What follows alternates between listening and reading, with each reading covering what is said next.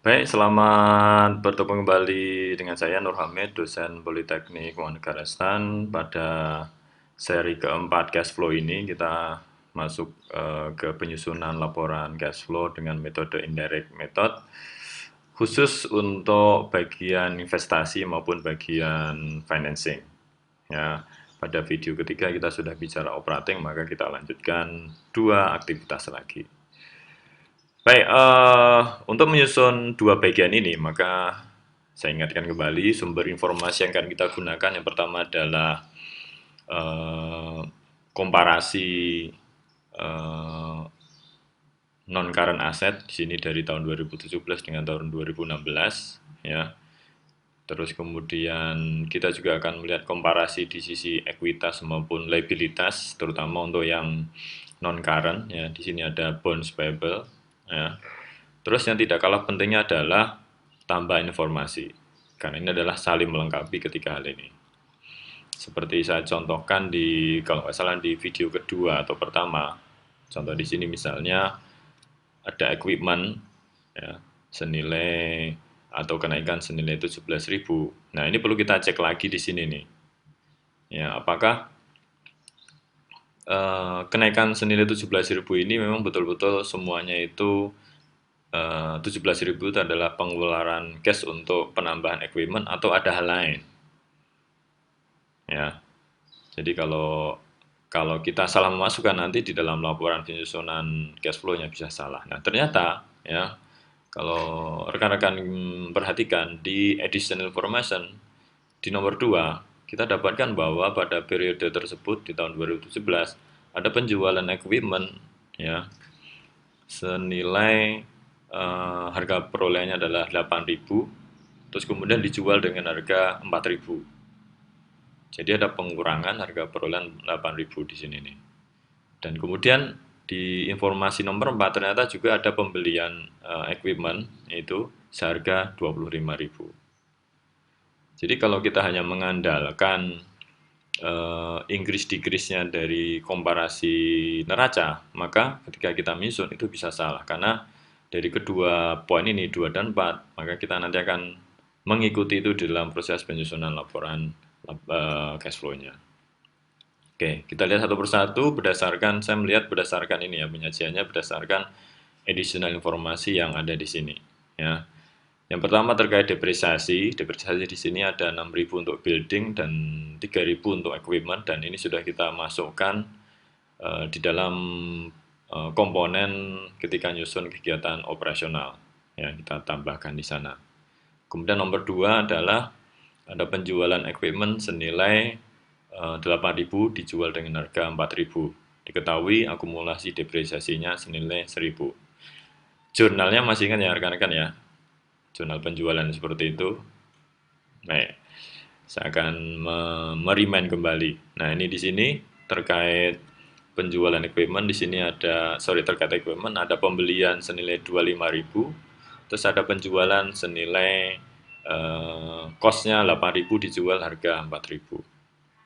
Terus kemudian di apa itu, di laporan keuangan perusahaan equipment di sini saldo awalnya 10.000, terus kemudian saldo akhirnya itu ada 27.000. Yang tadi yang saya katakan tadi ya, yang nilainya adalah 17.000. Nah, kemudian ternyata ketika kita masukkan ini ke ledgernya equipment, maka kita akan dapatkan angka yang pas seperti ini nih. Jadi ada purchase senilai 25.000, terus kemudian ada penjualan senilai 8.000.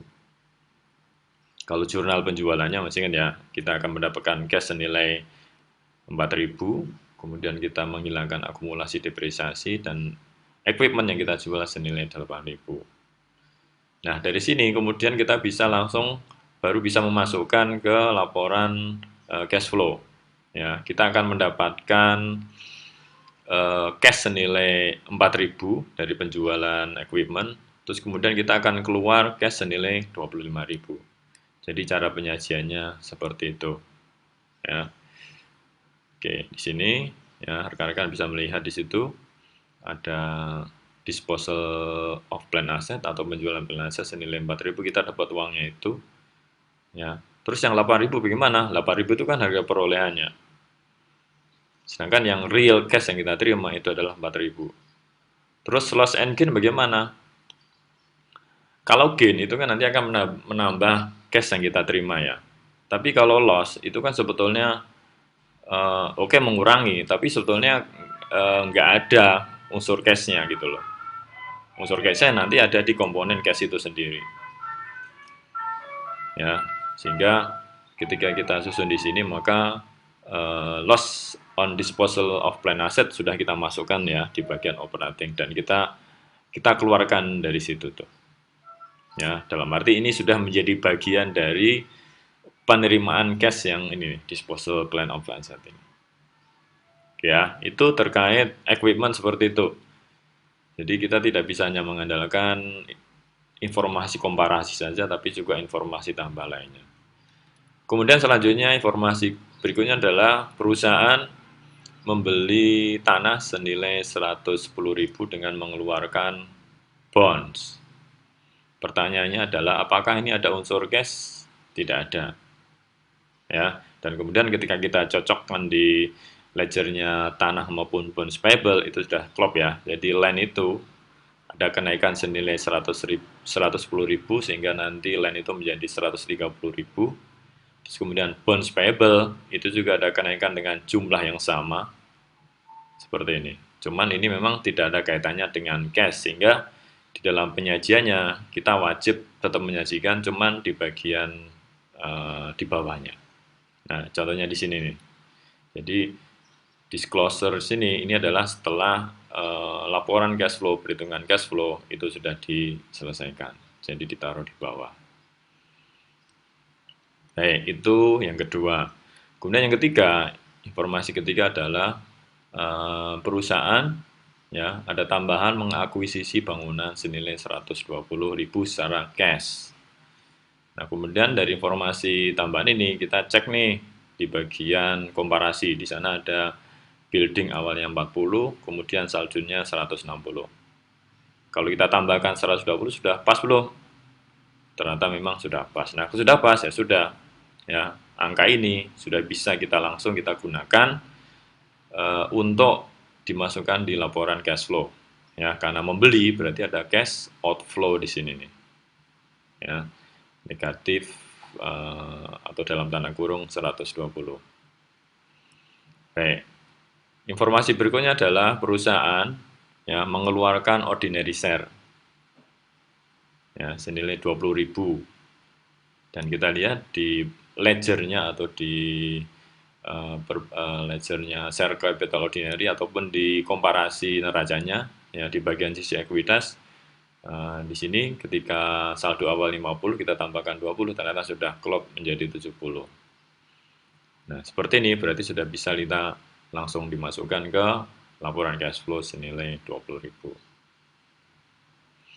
Baik, selanjutnya adalah terkait dengan perubahan retained earning. Ya, sekaligus juga di informasi terakhir di sana diketahui ada pembayaran dividen tunai.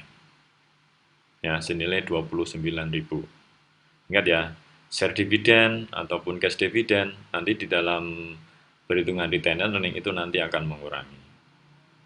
Nah, coba kita masukkan angka-angka ini ke ledgernya retained earning. Apakah sudah klop atau belum? Retained earning, laba itu nanti akan menambah nilai retained earning. Ya, di sini ada laba 145, tapi kalau